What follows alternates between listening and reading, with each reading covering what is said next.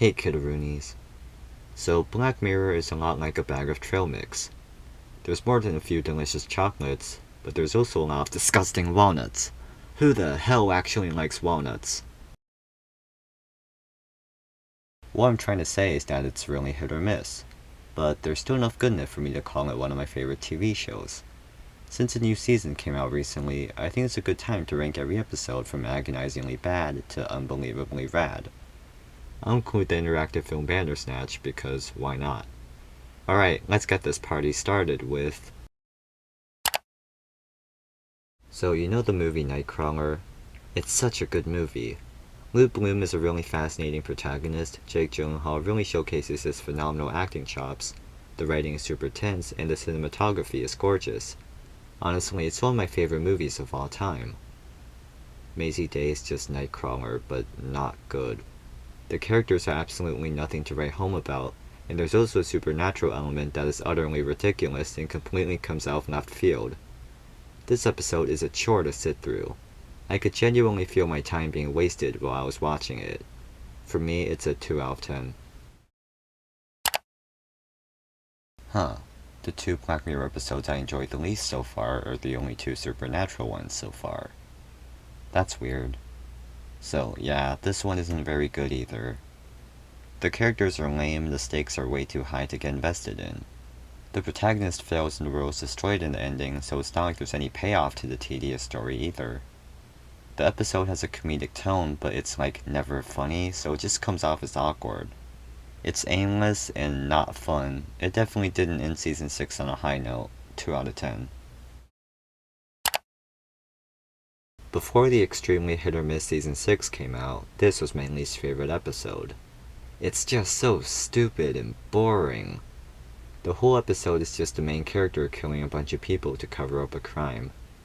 It's not really compelling, and the concept of having the protagonist desperately try to hide a secret was already done way better in the previous episode. The ending, where the police use the memory scanner on a guinea pig and catch the protagonist, is laughable. Crocodile honestly feels like a parody of Black Mirror. It's yet another 2 out of 10. I admire that the people behind the show tried to do something cool and innovative, but this interactive episode isn't very good, at least in my opinion. The story isn't too interesting, and when I played through it, I hardly felt like I was shaping the story. Choices felt like gambling. Sometimes they lead to more choices, sometimes they lead to an ending. The lack of clear storylines makes the endings feel unearned and unsatisfying. There's just so much trial and error involved just to get different endings, and it's exhausting. Also, the meta nature of the film really gets on my nerves sometimes. But hey, at least Bandersnatch is kinda interesting, even if only in concept, unlike those last 3 disasters. 3 out of 10. I don't really get Jonas Alpha. So it's about fake Netflix turning someone's life into an exaggerated show, which is a cool concept that was arguably handled poorly. Why are almost none of these people concerned for Joan? Why are most of them not concerned that they're also being portrayed in the show? What's the point of having the AI in the shows be sentient? Why is this plot so convoluted? This episode is bonkers, and not in a good way. I know I said this for Crocodile, but this episode feels like a parody of Black Mirror. It's a 3 out of 10. This one often gets compared to a Disney Channel original movie. I've never watched one of those before, but I can tell that if a Black Mirror episode is compared to one of those, that's probably not a good thing. This one's just so bland. The characters are walking cliches, and if you erase the swearing and the darker moments, this could pass as a generic family movie. The fact that the same show that gave us 15 Million Merits and White Christmas made this is pretty funny. 3 out of 10. Metalhead is what I was worried White Bear would be. Just a generic apocalyptic survival story. There's nothing extremely incompetent about it, it's just really boring. The world is really different from our world and thus difficult for us to connect with. This could be fixed if the characters are interesting and relatable. Too bad they're completely blank slates. Simply put, Metalhead is a snorefest. 3 out of 10. Men Against Fire is an episode that exists, I guess. I don't know, I don't really have much to say about it. It's an okay commentary on war. Much like with Metalhead, there's nothing super terrible about this episode, it's just really boring. 3 out of 10. So, because Netflix for some reason made the seasons of Black Mirror newest to oldest, this was actually the first Black Mirror episode I watched. It took me like half of the next episode, Smithereens, to figure out that I was on the wrong season. I think I went to Black Mirror with a pre-established mindset that it's a super deep show for smart people, because when I finished this one, I was like, wow, that was pretty deep. But now that I've watched every Black Mirror episode, it's just kind of ridiculous. This one is a bit of a meme in the Black Mirror community, and it's not hard to see why. It's an episode about two friends banging in a video game. Striking Vipers is a commentary on how addiction to technology can damage relationships, and I guess it gets its message across fine, but the general execution of the episode can be really silly at points. I fucked a polar bear, and I still couldn't get you out of my mind. I give it a 4 out of 10. Black Museum is just White Christmas, but not as good. Instead of each plotline being fascinating, the plotlines range from being gross to ridiculous to boring. And instead of giving us interesting characters, it gives us bland characters. The only thing this one has going for it is that it can be fun to spot all the references to other Black Mirror episodes, but that doesn't make this one good. 4 out of 10. Archangel has a really cool concept and raises a thought-provoking question on how much we should monitor children. Also, let's be honest, Archangel has the coolest name of any Black Mirror episode. But the characters can be cliché and uninteresting, leaving a bit to be desired in terms of execution. It has its moments, specifically the ending, but generally this episode isn't too much to write home about. 6 out of 10. This one's okay, I guess. I think my main issue with it is that it's too plot-driven. The characters hardly have any room to breathe, and there's barely any humor or light moments in general to contrast with the high stakes and dark concept. The mystery of this episode can make it fun to watch for the first time, but I find it a bit boring on rewatches. With more fleshed out characters, this could have been great, but it doesn't, so it's just okay. At least it's a well-executed commentary on the viciousness of social media. 6 out of 10. Smithereens is the only Season 5 episode I consider good. It can be tense and gripping at times, the acting is great, and the characters are interesting. It's not fantastic, but it's still enjoyable. I mean, the message about using phones while driving is delivered with the grace and elegance of a Darman video, which is to say, no grace and elegance. But all things considered, despite its lack of complexity, it's still a relatively good time. I give it a 7 out of 10. The Waldo moment is a great commentary on how pointless yet common it is for people to constantly be cynical and not care about anything. Jamie is a really likable protagonist. As a miserable artist myself, I find him to be one of the most relatable characters in the show. I also love the way this one looks. It's mostly modern with a dash of sci-fi. I used to find this episode boring, but after rewatching it, I now enjoy it a lot. It's definitely an underrated one. 8 out of 10. The entire History of You is probably the most straightforward Black Mirror episode. It's simply a deconstruction of a technology, being the memory crane, which is honestly one of the most interesting technologies this show has to offer. It seems cool at first, but can really be damaging to the psyche and even life-ruining. This episode pulls off its story with flying colors, with great drama and a really emotional ending. But there are many episodes I like more than this one just because I feel like they have a bit more depth. This episode's still pretty good though, I give it an 8 out of 10. So, you know the movie Free Guy? God, that movie sucks. It's an unfunny corporate abomination. Honestly, I'd call it the worst movie I've ever seen. I might make a video about how much I hate it one day. USS Callister is just Free Guy, but good. The characters are engaging for the most part. The antagonist, Robert Daly, is super fascinating and played to perfection by Todd from Breaking Bad. The episode is visually stunning and the story is really fun. It's not a mind-blowing masterpiece, but it doesn't have to be. It's entertaining, and that's all that matters, right? 8 out of 10. Season 6 had some pretty low points, but Lock Henry is not one of them. It's an interesting commentary on the superficial nature of some documentaries, especially crime-centered ones. The characters are fairly well written, and some of the moments can be genuinely unsettling and heartbreaking. It's not quite perfect, but it's still a fantastic return to form for Black Mirror. 9 out of 10. The national anthem is a perfect representation of Black Mirror. Dark, tragic, and profound.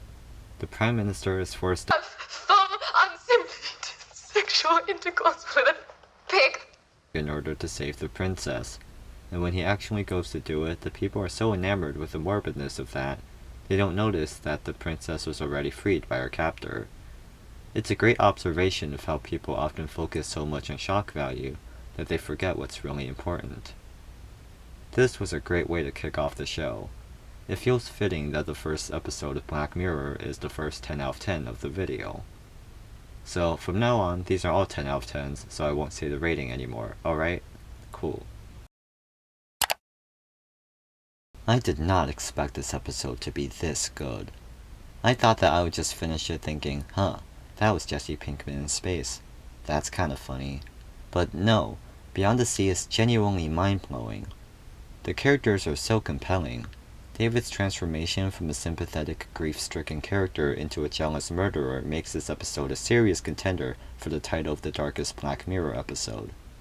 That ending is jaw-dropping. This whole episode is jaw-dropping. It's brilliant. Hang the DJ is just a very sweet episode. It's lovely seeing Frank and Amy, two really likable characters, form a relationship in a dystopian world. And the twist that it was all a simulation to determine how compatible they are, and that they haven't actually met yet, is also lovely. However, there's also an underlying darkness throughout the episode. It's obvious that the system in the simulation is an allegory for how purely physical relationships and the rise of shallow dating apps can leave people feeling empty and lonely. Season 4 was pretty bad overall, but Hang the DJ is amazing. It's one of the most heartwarming episodes in the entire series. More than any other Black Mirror episode, this one grew on me immensely.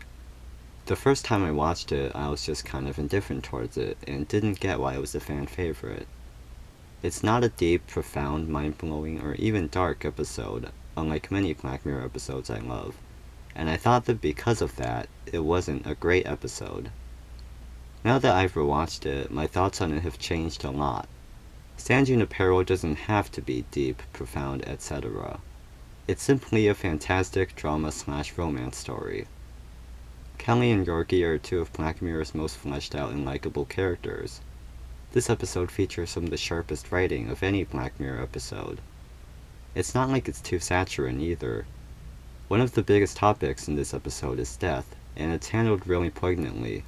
San Junipero is a gorgeous episode of Black Mirror. As you can see, it's grown on me so much I'd put it in my top 10. It's really that phenomenal. The first time I watched White Bear, I expected it to be the first Black Mirror episode to really bore me. It just seemed like a simple apocalyptic survival story, albeit with cool visuals. But then the twist comes, and transforms this into one of the most memorable and fascinating episodes of the show. I'd actually straight up call it one of the best twists I've ever seen.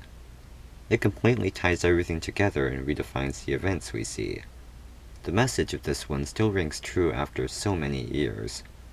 So many people are so self-righteous that they become just as bad as their enemies. One time I saw a documentary on a really gruesome situation that occurred in Hong Kong back in the 90s. The torture described in it made me sick to my stomach, but one of the things I remember the most from it was actually one of the comments. Sheesh. Don't get me wrong, I agree that the people behind the torture and murder all deserve serious punishment for their disgusting actions, but this just feels hypocritical, and the fact that it has so many likes does not give me much hope for society. Regardless, White Bear is a gripping adventure that's pretty much guaranteed to blow your mind. Would it be weird if I said that the episode where arguably the most likable character in Black Mirror is subjected to insane amounts of torment is one of the most fun episodes of the show? Probably. But that is how I feel about Playtest. I love the way this episode unfolds. It gets more and more terrifying as it progresses, and the ending where it was revealed that Cooper actually died almost immediately after the experiment started is super shocking and upsetting. Playtest is proof that not every Black Mirror episode has to have a deep message. Sometimes they can just be mind-bending psychological horror. This episode is a masterclass in screwing with your emotions. In my eyes, Be Right Back is the most human Black Mirror episode. Martha loses her lover Ash in a car accident, and turns to an AI program to try to cope with the loss. There's nothing really wrong with Robot Ash. All things considered, he seems like a nice dude. But no matter what, he can't replace Ash. He lacks the humanity and passion of a real person. He can't truly help Martha with her grief, and does more harm than good, which is something Martha eventually realizes. This episode is just so real. Also, the fact that Amazon is making something kinda similar to this is a bit unsettling. Like, I highly doubt this is a good coping mechanism. But yeah, despite being a fairly low-key episode, I consider Be Right Back a major highlight of the show. White Christmas probably could have and should have been terrible. Balancing 3 different stories on top of making a Christmas special sounds incredibly difficult, but astonishingly, it's amazing. The characters are really interesting and all of the plot lines are fascinating. This episode also presents some of the most nightmarish moments in all of Black Mirror.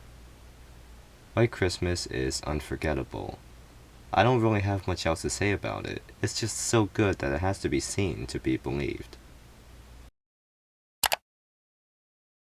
Wow, this episode is a downer. It's a commentary on the ruthlessness of the entertainment industry and how many people sell out instead of sending the message they want to send. Remember when I said that Be Right Back is the most human episode of the show? Well, the same could be said for 15 Million Merits, but in a totally different way. It's hard not to feel like the people in whatever this place is, sometimes. Many of us are constantly glued to our screens and working in monotonous jobs, just waiting for our big break. I didn't even mention the amazing character work yet. It's near impossible not to feel bad for being an Abby by the end of the episode, and the judges are easily the most hateable characters in the show, if you ask me. Visually, the episode is incredibly distinct and memorable as well. 15 Million Merits is quite possibly the most gut-wrenching and well-crafted episode of the entire show. There's no episode of Black Mirror that I find more relatable than Nosedive. The obsession with getting validation from others and the constant need to compare yourself to everyone else, especially nowadays with the rise of social media, is something that's portrayed perfectly in this episode. Much like Lacey, I am incredibly worried about what other people think of me, even total strangers who have no real effect on my life. Another thing this episode touches on is how society shuns anything that isn't 100% the norm. It's something I see all the time, and once again, it's portrayed perfectly. The story is so well put together. The message, visuals, and characters are all amazing. The ending is quite possibly the most cathartic moment of the entire show. It teaches us how important it is to be truthful to ourselves. Nosedive is absolutely perfect, and yet it's only number 2 on my list. We're finally here. The peak of Black Mirror, according to me. The main character, Kenny, and a bunch of other people are blackmailed by some sadistic hackers. The journey is a thrilling, non-stop roller coaster of emotions, but before the episode ends, there's one final surprise that will leave you completely dumbfounded. Originally, we're led to believe that all Kenny was caught doing was masturbating to pornography, which is a totally normal and okay thing to do, but in the end it was revealed that the images he was looking at were actually child pornography. Gross. I already had the ending spoiled for me because of this meme, but I was still amazed by the execution of this episode. By the way, this meme is total slander. It was probably made by a Muse fan. If you listen to Radiohead, you're a cool person. Unless you're not. Speaking of Radiohead, exit music for a film is such a perfect addition to the episode. Maybe I'm biased because Radiohead's my favorite band, but I think the song fits the ending so perfectly I think about the episode pretty much whenever I hear it. Another detail in the ending I love is how Kenny's reaction to the police coming to arrest him is to limp away. Even now, instead of giving himself up, he does everything in his power to avoid the consequences of his actions, like he's been doing for the entire episode, which fully shows how pathetic he really is. This twist is where we get the lesson of the episode. You can't blindly trust anyone. Kenny's introduced as the hero so we don't question things like why he's so obsessed with a child's drawing, and why he's so worried about being exposed in the first place. It's a really fascinating episode. I could talk on and on about how Hector is a great deuteragonist and foil to Kenny, or how the hackers aren't portrayed in a positive light because while they're punishing people who've done bad things, their methods are reprehensible, or the brilliant use of colors throughout the episode, but then this video would be like 30 minutes long. Shut Up and Dance is a turbulent masterpiece, and I consider it the best episode of Black Mirror. So that's my ranking of every Black Mirror episode as of 2023. Did you agree with my opinions? Did you disagree with them? Leave your rankings in the comments. I'd love to read them. Well, that's it. Goodbye.